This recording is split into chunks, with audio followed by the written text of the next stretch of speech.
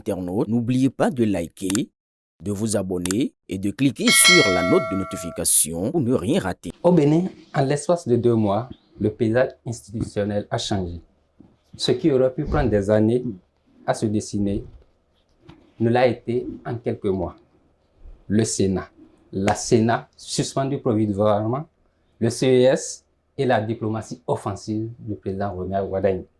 Tout bouge, tout se transforme, mais derrière ces réformes, une question brûlante persiste. Assistons à une refondation profonde de notre gouvernance ou une recomposition silencieuse ou lente des équilibres politiques. Ce soir, dans Face à l'actu, pour débattre de ces questions, nous avons un acteur politique que vous avez souvent l'habitude de rencontrer sur les plateaux de BLTV. Il s'agit de M. Aboubacar Takou. Chers confrères, merci d'être sur ce plateau, mais là, vous êtes en tant qu'analyste politique. Chers confrères, directeur du groupe de presse de Bénois Libéré, merci de m'inviter à cette tribune. Mais je vais faire un petit rectificatif. Ce n'est pas un acteur politique, c'est un journaliste. Analyste politique, je l'ai dit. Oui, analyste politique, peut-être. Voilà. Sans œillet, sans détour, vous allez essayer de nous éclairer sur ces différents aspects, sur ces changements qui s'opèrent depuis 2 mois que le président Romuald Wardani est au pouvoir. Nous allons commencer avec le Sénat. Quand on dit Sénat, je veux parler du Sénat ici, qui est une nouvelle institution qui sera bientôt installée. Qu'est-ce que cela vous dicte? Qu'est-ce que cela suscite en vous quand vous entendez le Sénat? Puisque ça sera une première expérience pour le peuple béninois. Oui, quand on dit Sénat au Bénin, il faut rester dans le contexte béninois qui a une particularité. Dans le cadre qui est celui du Bénin, c'est une chambre de sages, une chambre constituée de personnalités qui ont eu la chance de diriger ce pays, on les appelle les membres de droit, une chambre de sages qui compte au siège, évidemment, des personnalités qui ont géré l'Assemblée, la Cour constitutionnelle et bien d'autres institutions. Donc, c'est ce monde-là qui est aujourd'hui réuni au titre de ce Sénat que nous avons, qui, toujours dans le cadre de ces particularités, ne connaît pas des actions de développement de l'exécutif, à savoir le budget et la gestion du pays. Cela ne rentre pas dans le cadre du Sénat que nous allons connaître sous peu. Ce Sénat, particulièrement, a pour rôle de voir, de gérer le volet politique du pays, le volet stabilité, le volet paix, le volet social, entre parenthèses, et ça veut permettre aux gouvernants qui sont là, quand je dis gouvernants, je parle des membres de l'Assemblée nationale, des députés, je parle des ministres, du chef de l'État, du peuple qui est aussi partie prenante dans cette affaire de gestion du pays, de gouvernance. Pour que tout cela s'harmonise, eh bien, il faut des sages qui ont l'expérience, qui ont la volonté, qui ont le cadre nécessaire pour conduire le pays, ce pays à bon port.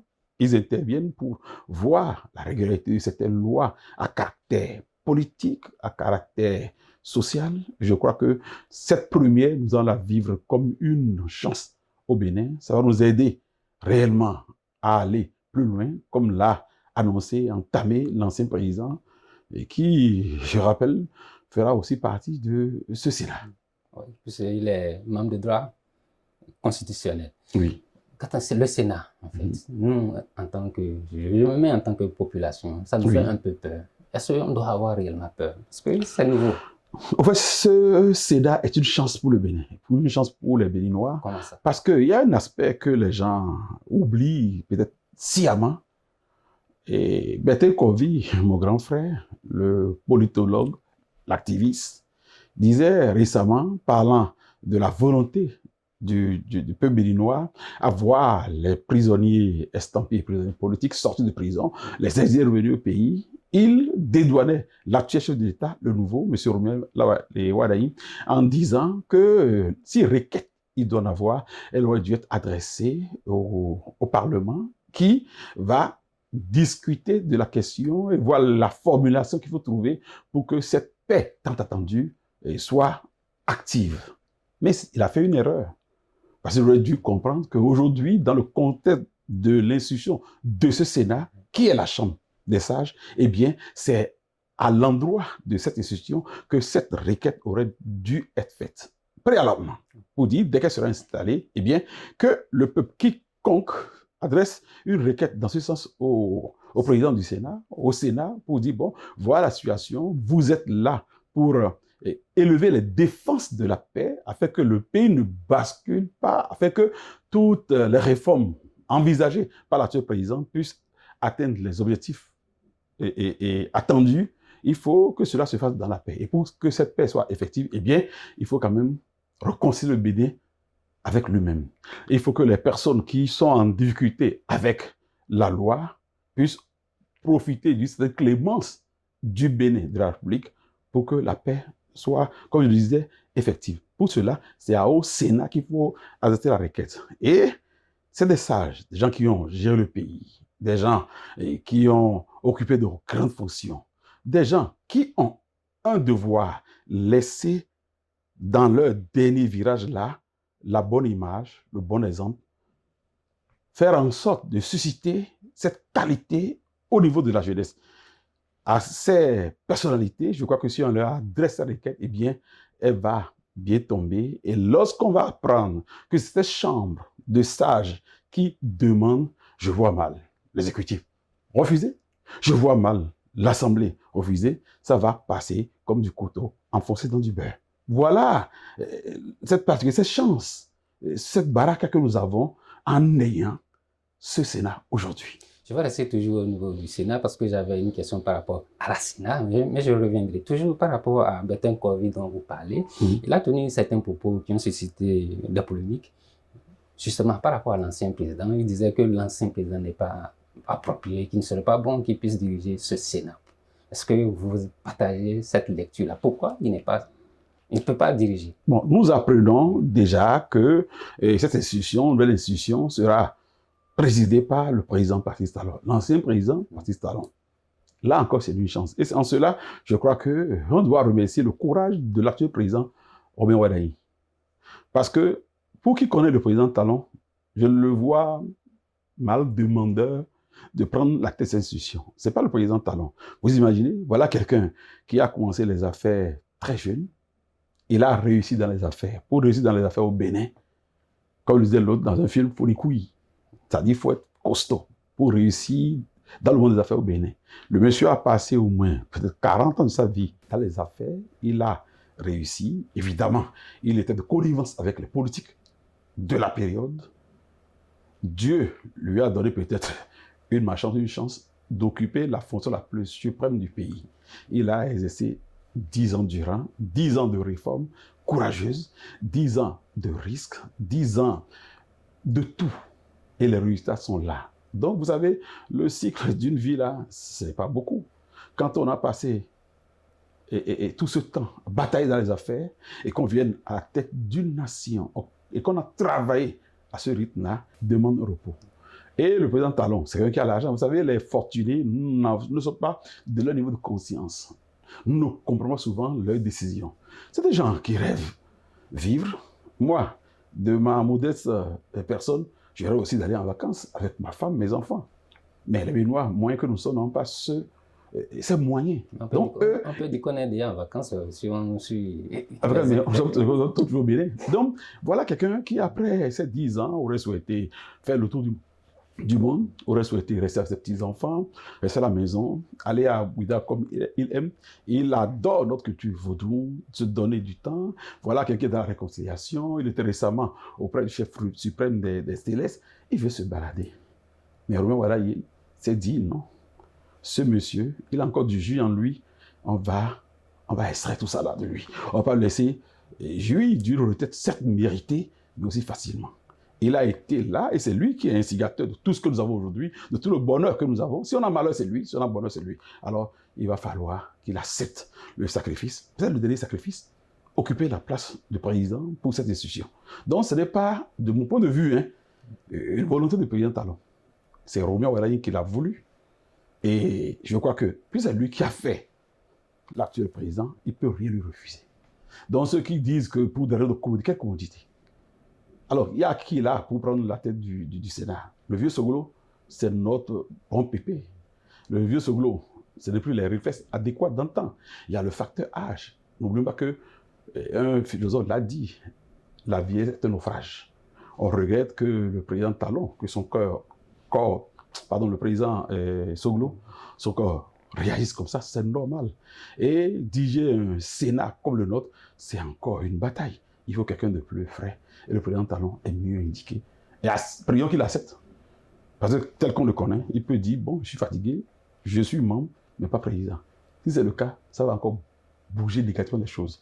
Mieux, ce que les gens oublient, j'ai dit tout à l'heure, dans mon développement, que ce Sénat doit être le Sénat de la réconciliation. Ce Sénat a plus de batailles, a plus de charges que les autres qui vont venir. Parce que nous sommes dans un contexte de rupture. Le président Talon, quand il est venu, il a fait beaucoup de réformes. Et pour faire cette réforme-là, évidemment, il faut quand même un certain écosystème qui, heureusement pour lui, s'est imposé. Des gens, vous savez, les vieilles habitudes ont la peau dure. Et l'humain a horreur du nouveau, a horreur de ce qu'il ne connaît pas. Tout ce mélange a pu bien conduire à ce que nous avons vécu. Et des gens ont été en prison. Mais ce n'est pas tous ceux qui ont été en prison qui vont ressortir. Non, je ne me dis pas que un Sénat comme celui qui vient va favoriser le retour à la normale des gens qui ont tenté le coup d'État, heureusement raté, du 7 décembre dernier. Mais il y a des gens qui sont en prison du fait de leur problème avec la loi, il faut les sortir. C'est ce Sénat-là. Qui mieux que le président Talon, qui a tout vécu, est mieux placé pour donner les meilleurs conseils, promettre les facilitations les plus adéquates. C'est lui. Et le président Wadaï a été inspiré. C'est vrai, rien n'est officiel, mais nous savons très bien que l'actuel président va quand même jouer son va-tout de sa classe pour voir son mentor, son prédécesseur, président de cette institution, pour la paix et pour la beauté que nous voulons de ce pays. Donc, mon grand frère Berthe Kovi, il est dans un délit qui dit pas non, son nom. Parce que quoi? Et ça, c'est paradoxal. Et là, mon frère est en train de tuer l'héritage auquel il a participé. Je dis quoi par là? Vous imaginez? Il, depuis un certain moment, a commencé par critiquer avec légèrement un peu de véhémence l'ancien président. Je ne sais ce qui les oppose. Et dans le même temps, il fait l'apologie de l'actuel président. Ce comportement doit quitter nos mœurs. Parce que quoi? C'est parce que le président Talon a voulu, bien voulu, que ça a été l'actuel président Roméo Wadaï. Nous savons que c'est pour donner un peu d'élégance à la chose qu'on a pu dire à l'époque, ce sont les partis politiques qui sont réunis et qui ont désigné et le candidat Roméo Wadaï. Mais on sait très bien que ce soit au sein du BR comme de l'UPL Le Renouveau, vous voyez, Job Benou avait le gabarit, la texture pour être candidat. Adambi, mon grand frère de Parakou, a bataillé fort, même s'il s'y est mal pris, pour être candidat ou succéder au président Talon. Donc, dans cette partie-là, chacun s'apprêtait pour être appelé au Graal. La chance a été du côté de Roméo Wadaï, Inch'Allah, pour lui et Inch'Allah pour tout le monde. Mais il a fallu un président Talon décidé, un président Talon visionnaire, un président Talon qui a su imposer la discipline au sein de ce parti afin que le système partisan, l'esprit du système partisan soit une réalité, et ça conduit à la désignation de Roméo Wadaï. Donc, c'est son produit, c'est son rêve. C'est le monsieur qui était son ministre d'État chargé des questions financières. C'est le monsieur qui a fait l'économie de développement avec lui. Il le connaît mieux que quiconque. Et il sait qu'après lui, pour que cela reste, pour que cette dynamique qu'on a lancée depuis 2016 continue, il faut que ce soit lui. Ça a été lui. Et le monsieur Roméo Wadaï est un homme éduqué. Il a connu son papa. Vous l'avez dit quoi? Non, il est éduqué, il est éduqué. Vous avez, quand vous avez la chance d'avoir un père de la trempe de mon cher ami père à son âme, Nelson Wadaï, c'est une chance. Plusieurs d'entre nous, beaucoup d'entre nous n'ont pas eu cette chance-là. Lui l'a eu, c'est récemment que son vieux l'a quitté, et il est à l'école de bonne vertu. Il a la chance de côtoyer le président Talon. Donc, quelqu'un comme lui, il va faire en sorte que les choses aillent à l'endroit, que les choses soient bien conduites. Donc, rêver un instant qu'on va parvenir à diviser ces deux, mon frère, c'est un faux problème, c'est un mauvais rêve, c'est un cauchemar même. Et quand on suit les interventions de mon grand frère Berthe Kovi, c'est à croire qu'il veut aujourd'hui vilipender le président Talon, et jeter des fleurs à Roméo Wadaï. C'est pas élégant, c'est pas fin, c'est pas propre. Et qu'est-ce qui aurait été plus fin? Oh, ce qui est plus fin, c'est qu'il faut reconnaître qu'aujourd'hui, c'est plus le président Talon qui est président de la République. C'est le président Roméo Wadaï. Mais n'oublions pas que c'est le président Talon qui a mis son jeune frère, pour ne pas dire son fils. Donc, la prière de chaque Béninois pour que ça marche, c'est que ces deux personnalités restent en harmonie. Le président Talon est très fin. Il n'est pas dans une intention de guide, celui qui régente tout. Non. C'est mal le connaître. Donc, vouloir rappeler ou se mettre du côté en disant que nous sommes Romial Wadaïstes. Donc, nous allons dire il faut que le père meure pour que le fils règne. Non. Ceux qui se mettent dans cette dynamique se trompent. Nous ne sommes pas dans ce schéma aujourd'hui. Nous sommes dans une république. Aujourd'hui, c'est Roméo Wadaï qui est le président. Le président Talon est l'ancien président qui a ses droits, comme Boni Yahi, comme Liceo Soglo. Donc, cette harmonie, il faut élever les défenses de cette harmonie pour qu'elle règne, pour qu'elle existe, pour qu'elle nous permette de faire rayonner le Bénin. Donc, toute intention visant à vilipender l'ancien président au profit de l'actuel, je crois qu'ils connaissent mal Roméo Wadaï. C'est lui qui va les punir, qui va leur donner le coup de marteau, le coup de grâce. Je le disais dans mon introduction que tout se transforme. Est-ce que ce n'est pas parce qu'il a du mal à se retrouver dans cette nouvelle gouvernance qui fait qu'il agit de la sorte? Bon, et mon grand frère Bertin Kobi aura toujours du mal à s'insérer. Pourquoi? Voilà une belle intelligence. Ah non, Bertin Kobi, le docteur Bertin Kobi, c'est un homme intelligent. Dieu lui a tout donné. Vous imaginez? C'est quelqu'un qui a du potentiel pour apprendre une langue étrangère en 2 mois. Combien sommes-nous bénis à avoir cette capacité? Ce potentiel, c'est un don de Dieu. Donc quand vous avez cette baraka, il vous seulement une légère discipline, autodiscipline. Les gens craignent de composer avec mon grand frère, Bertin Kobi, parce qu'ils craignent que, aussitôt une négociation faite, qu'il va aller à la place publique, parler dans les médias. Moi, j'ai même vu mon grand frère notamment. J'ai dit, Fofo, arrête d'être présent sur les réseaux sociaux. Parce que quand je le vois attaquer, Biochane, il doit démissionner. Au nom de quelle logique? Djaweno, il doit démissionner. Parce qu'il est président de l'Assemblée nationale. Au nom de quelle logique? Quand vous invectivez tout le monde à la fois, alors vous oubliez qu'un pays, c'est un système. Tout en vous réclamant du système, vous avez quel avenir? Vous voulez quoi finalement? Moi, j'ai parlé à mon grand frère. J'ai dit, grand frère, profile-nous de ta science, de ton intelligence. Voilà quelqu'un qui est très généreux. Bertin Kobi est l'un des millionnaires les plus généreux de notre écosystème. Voilà quelqu'un qui gagne l'argent quelque part. Moi qui suis ici là. Il m'appelle pour dire, Aboubakar, tu es où, frangin? Moi, tout ça que je ne décode pas les appels. Je ne suis pas appelé chez SMS. Quand il m'appelle 2 fois, 3 fois, je ne décode pas, il dit, petit frère, tu as commencé ta folie. Voilà, c'était pour t'envoyer un momo. Je dis, ah bingo, envoie. Donc c'est quelqu'un que je reste, que j'aime. Mais à qui je dis la vérité, je dis, grand frère, change de comportement. Tu ne vas pas livrer la guerre à tout le monde. Au nom de quoi? Défenseur du peuple. Quel peuple? Au nom de quoi? Il a encore créé récemment quelque chose là, mais ça ne marche pas. Il peut être à la tête de tout. Il peut faire tous les combats lui seul. Le fait d'être présent sur les réseaux sociaux, d'invectiver tel, de faire ci, là, non, ce n'est pas politique. Donc aujourd'hui, de jour en jour, mon grand frère s'éloigne de son statut d'homme politique pour un simple activiste. Soit il débranche, il vient à nous, il va l'employer comme journaliste, parce qu'il est compétent, il est bon, il fait de très bonnes analyses, et parfois, tu vois, le niveau de langue est relevé. Quand tu l'écoutes, tu es content. Mais c'est le contenu qui gêne son image à lui. Ça ne gêne pas les autres, hein. Ça gêne sa propre image. Aujourd'hui, il a chanté Talon tout le temps, en bien. Mais comme aujourd'hui, il trouve que Talon, non, c'est pas élégant, c'est pas bon, ça ne le rend pas crédible. Moi, je veux, et je demande à mon grand frère, Fofo, sois crédible. Quitte les petits détails là, les petites guerres inutiles, et fixe-toi bien l'objectif. Parce que quoi? Il aurait pu être ministre, hein? Il a le bagage pour être un bon ministre de l'économie fondamentale. Pourquoi on initie ce rêve-là, qui est un rêve porteur aussi? Mais qui va prendre Bertin Kobi comme ministre? Il va dire coucou Bendou, coucou Badou, coucou... Non, c'est pas, c'est puéril. Qui va le prendre quand il va devant la scène pour chanter, rigoler, s'amuser? Non. Il faut une image. Et le président Talon, c'est la classe. Mon jeune frère, Adrien Atikpator, il était récemment en Israël. De retour, il est allé chez moi, qui est chez lui. Il m'a dit, grand frère, tu sais, l'avenir des affaires étrangères de ce pays, quand j'ai discuté avec Benoît, il dit, mais ton président, il est élégant.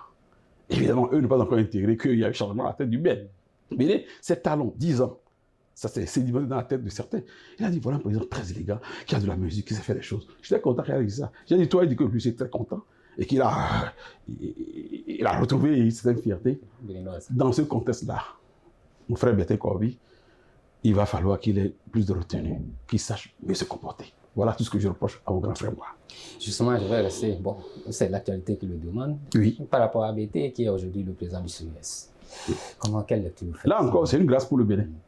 Et ça encore, je félicite encore l'actuel président. Je vais prendre cette expression. Vous dites que c'est une grâce. Parce que ça fait plusieurs fois que vous utilisez cette expression-là. Pourquoi vous utilisez ça? Les gens qui ont de l'expérience, nous jeunes là, voilà, on nous a donné la présidence. Il faut qu'on réussisse à bien gouverner, à bien profiter de cette chance que la vieille garde nous a octroyée, malgré elle, pour montrer que, effectivement, aux hommes bien lits, la balle entend pour nous des années. Pierre Corneille Lucide. Sans ça, nous sommes obligés de rester dans la logique de ce que c'est sur l'ancienne code contre la nouvelle.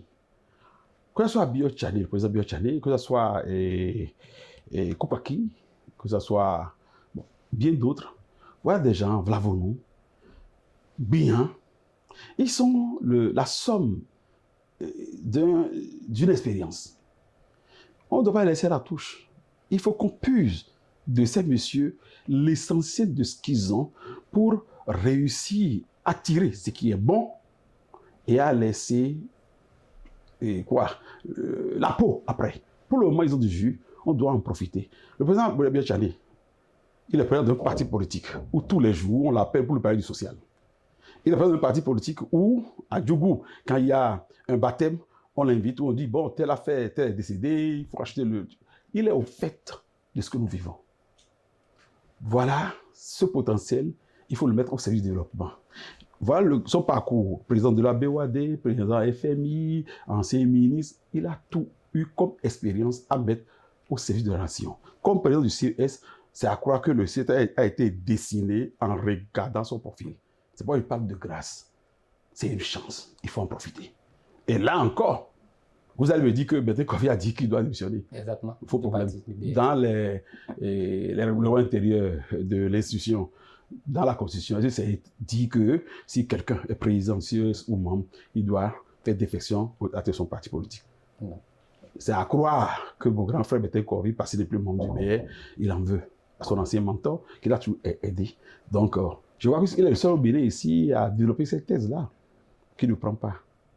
Le président BT, je suis son ami, je reviens, donc on peut penser que je ne dirais que du bien de lui, mais le monsieur, il a le potentiel. C'est une somme d'expérience que le président Romain Wadaï a bien voulu placer à la tête de cette institution pour lui donner une certaine force, pour que ça soit matérialisé. Récemment, c'était, comment il s'appelle, Baguidi Conrad qui était le président, non? Oui, il n'a fait que de la publicité, il n'a fait que de la communication. Baguidi, monsieur Baguidi connaît quoi du Bénin? Il est resté au Bénin, il a fait 36 ans, 37 ans à l'extérieur. Vous pensez que quand on vit en France, quand on vit au Bénin là, on est au fait des réalités du Bénin? Non, nous ne l'aurons pas. Il faut quelqu'un qui ait l'expérience, qui a vécu dans le pays, pour connaître nos problèmes sociaux, nos problèmes économiques.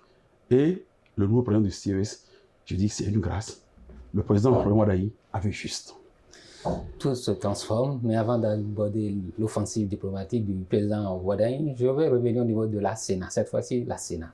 Récemment, les députés ont voté une loi suspendant provisoirement la Sénat. Est-ce qu'il faut avoir peur? Il n'y aura plus d'élections.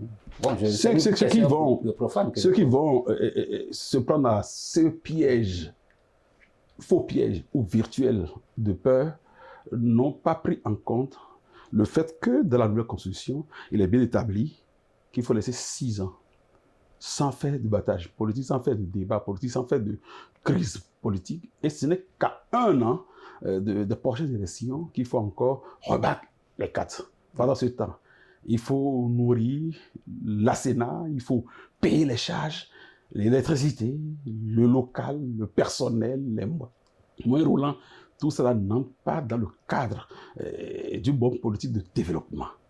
Il faut peut-être prendre ce budget, ces sous, pour les ramener dans les cantines scolaires ou pour financer d'autres choses. C'est cette vision, cette lumière que le président Robert Ouaddaï a eue en poussant les choses de la manière la plus bonne. C'est vrai, il y aura encore Sénat, mais à la veille des élections, à un an des élections prochaines, des grandes élections, eh bien, il y aura encore un nouvel Sénat qui va travailler à installer, à gérer de la bonne manière les nouvelles élections. Et après, on va opter pour cette situation provisoire. On n'a pas dit définitive, on a dit provisoire. Donc, quand on comprend ça sous cet angle, eh bien, il n'y a pas péril à la demeure. Il y a calme, il y a vision et il y a prospérité en vue. Et quel Sénat doit-on rêver prochainement? Dans 6 ans. Dans 6 ans? Oh, on a du temps. Dans 5 ans, trop de choses vont se passer. Dans 6 ans, évidemment, les gens vont gagner en âge.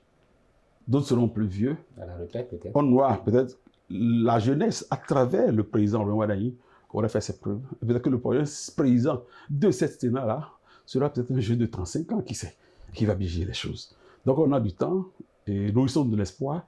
Maintenant que la locomotive est lancée, prions pour que tout aille bien seulement.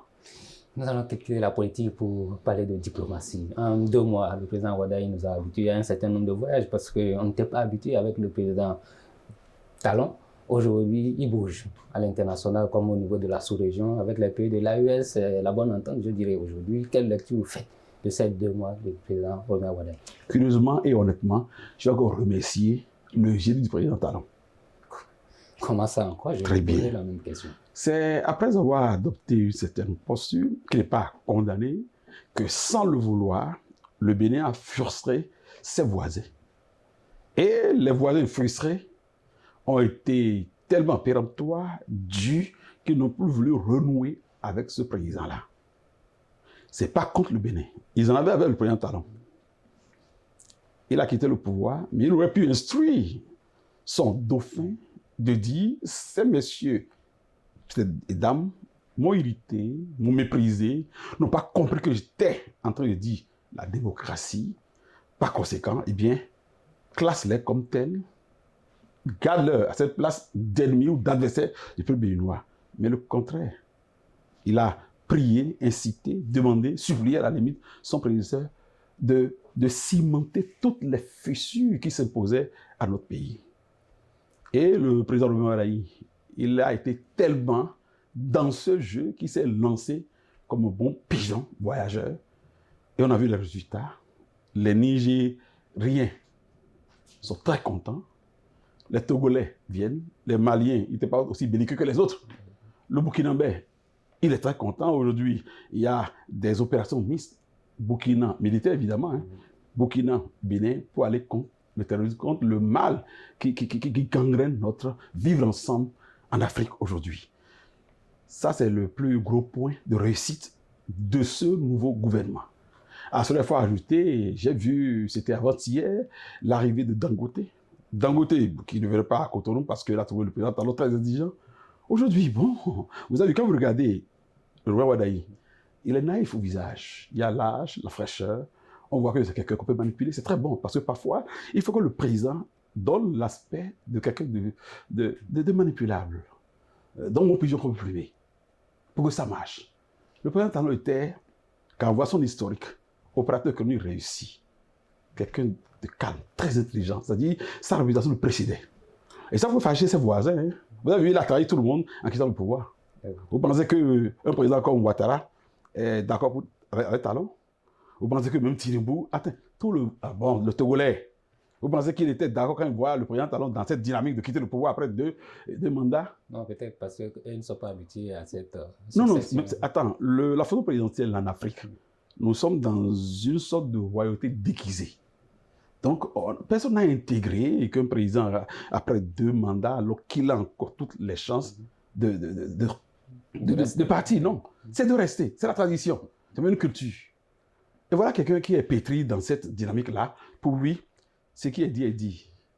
Je suis un homme de parole. Je finis, je quitte. Il l'a fait. Parce que les gens ont aimé ça. Donc, il gênait déjà tout le syndicat des chefs d'État, il les gênait. Maintenant, ils ont trouvé le petit, en griffe, le fils. Ça favorise les choses au président Rohini Wadahi. Et ça fait partie de l'essence qui carbure bien dans notre réussite diplomatique aujourd'hui. C'est que le début, ça promet parce que nous avons un président jeune, intelligent, qui a de l'énergie, et un président qui s'est inscrit dans la tradition des voyages. Vous imaginez, comme ministre d'État chargé aux finances, le ministre d'État d'alors, ne faisait pas une semaine au Bénin. Il était en 2 avions. Parfois, j'ai eu la chance de le voir, il dit, mais monsieur, comment vous ne pensez pas à des risques quand vous voyagez? Il dit, non, je suis au service je suis au service du pays, et tout sacrifice sera le bienvenu. Donc, il va beaucoup voyager. Pour peu que ça nous apporte le bonheur, on dirait Inch'Allah. À quand maintenant arriver de cette situation avec le Niger? À quand la fin? Je crois que nous sommes déjà vers la fin. Le Niger a fait de façon diplomatique. Ils ont été très faits. Certaines revendications qui sont normales. Ils veulent qu'on harmonise les choses, qu'on mette des scientifiques, c'est normal. Je crois que moi-même, j'ai eu dans ces gens-là du respect pour la jeune de pouvoir. J'ai dit, ah voilà, je pensais que c'était des godillards, sur du peu. Mais là, c'est très intelligent. Ils veulent profiter du changement à la tête de notre pays pour réellement jeter les bases d'un voisinage sécurisé. Et pour ça, je dis, il n'y a pas de crainte. Ce n'est que l'exigence qu'il faut pour des relations plus apaisées, plus durables, plus solides. Donc, l'espoir est permis. Ne nous faisons pas peur nous-mêmes. On reste toujours en matière de diplomatie. Cette fois-ci, je veux parler de la crise iranienne et États-Unis. Quelle lecture vous faites de cette crise-là? Puisque c'est une crise qui touche le monde entier. Même si au Bénin, on n'en parle pas en tant que tel. C'est pourquoi on n'en parle pas? Non. Les gens ont peur de se voir rejeter le visa d'entrée aux États-Unis. Parce que le président Trump, vous savez, moi, pour mon cas, je l'avais beaucoup aimé. Moi, j'aime les gens qui sont directs. Même parfois qu'ils soient dans une démarche sans filtre. Moi, j'aime ça. J'aime pas le camouflage, les hypocrisies diplomatiques, non. Donc, j'aimais Donald. Mais aujourd'hui, je ne l'aime plus. Comment ça? Oui. Maintenant, le dit, cela, il faut être fou pour reconnaître que un président, par rapport à ses faits et gestes, ne mérite plus votre affection. Vous savez, le détroit d'Ormuz, voilà, était ouvert quand il a commencé sa crise. Maintenant, c'est fermé et nous subissons les effets négatifs de sa décision. C'est quoi cette guerre-là? Ça arrive à quoi? C'est lui qui a l'Iran. Les Iraniens, dans cette guerre cybernétique-là, ils l'ont préparé 20 ans durant. Ce n'est pas un petit peuple. Quand vous tâtez, que vous voyez c'est trop chaud, vous laissez. Il aurait dû être plus intelligent et revertir cette autorité américaine qui est la plus grande puissance au Bénin pour savoir se sortir du danger compliqué. Est-ce que c'est facile de sortir? Très facile. Tout le monde est fatigué. Sauf lui, peut-être. Il est fatigué.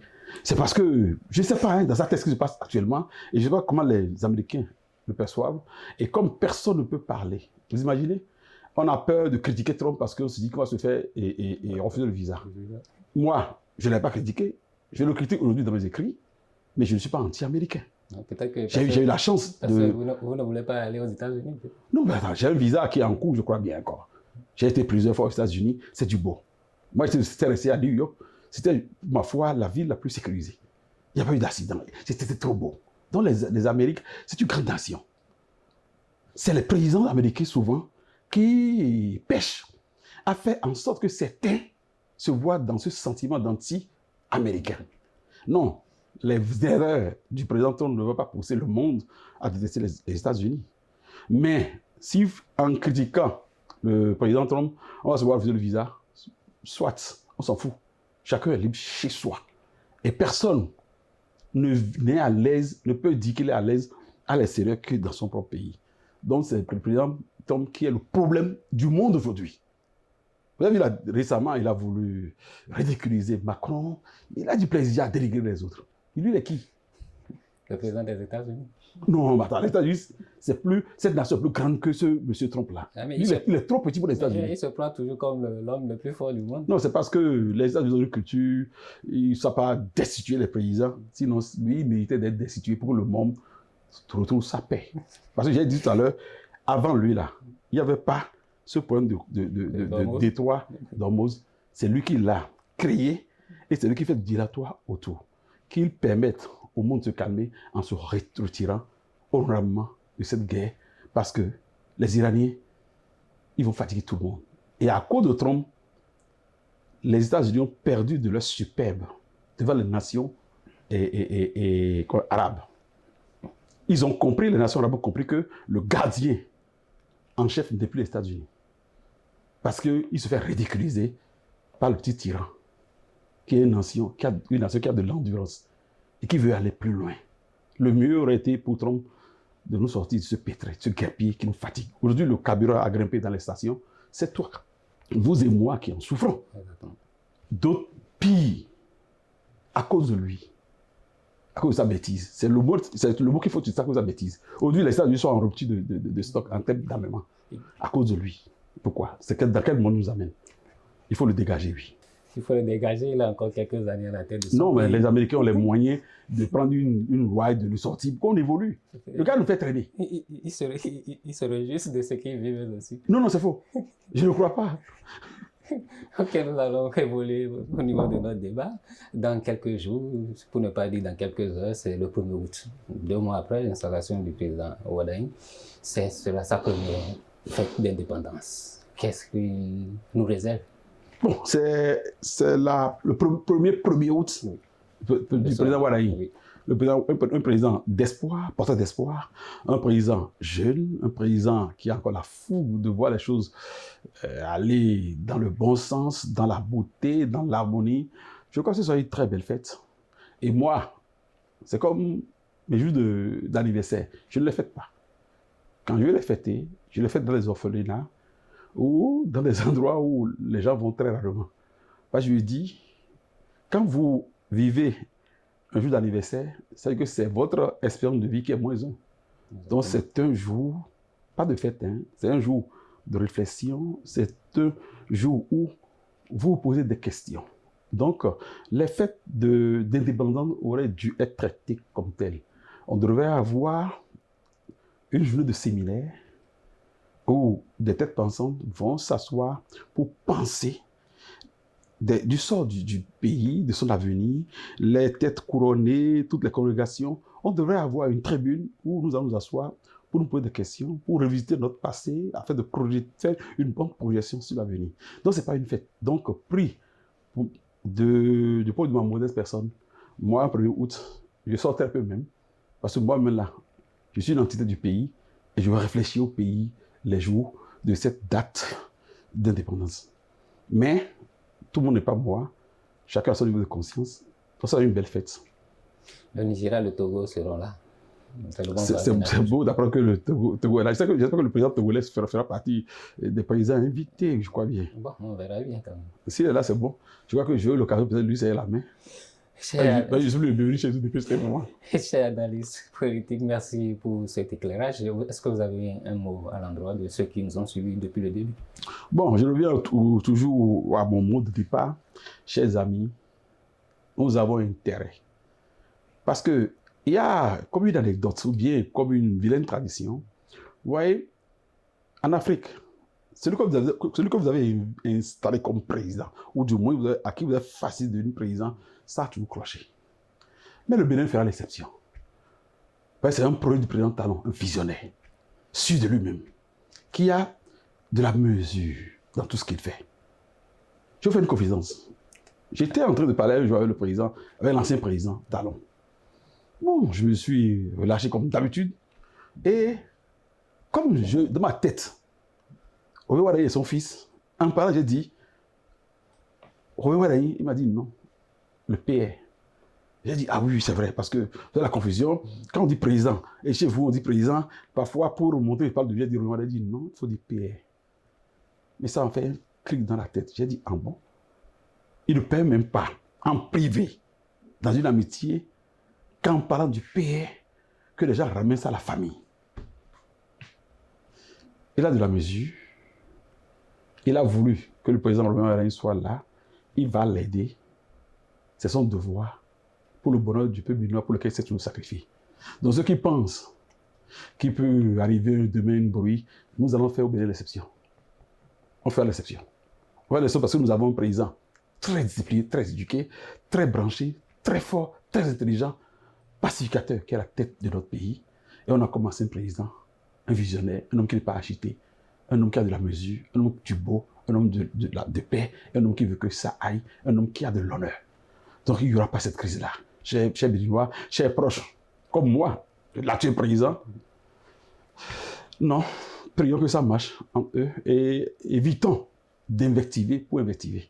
Et à mon cher grand frère Bertin Kobi, il faut changer de cap. Ça ne marchera pas. Change de cap. On est entre nous. Et merci à tous, à nos chers téléspectateurs qui ne m'ont plus vu depuis ce temps. J'ai passé mes vacances, je suis revenu encore pour débattre. Merci pour ces éclairages, même si dans quelques jours le gouvernement sera en vacances et que vous êtes déjà de retour. Merci pour ces éclairages, pour cette analyse sans filtre et sans détour. Merci à vous qui nous avez suivis. J'espère que vous avez eu la substance de tout ce que notre invité a voulu nous apporter comme information parce qu'il nous a filé des confidences. Donc, prenez le rendez-vous du prochain numéro et si vous le souhaitez, on pourra le recevoir une prochaine fois encore pour d'autres éclairages. À bientôt.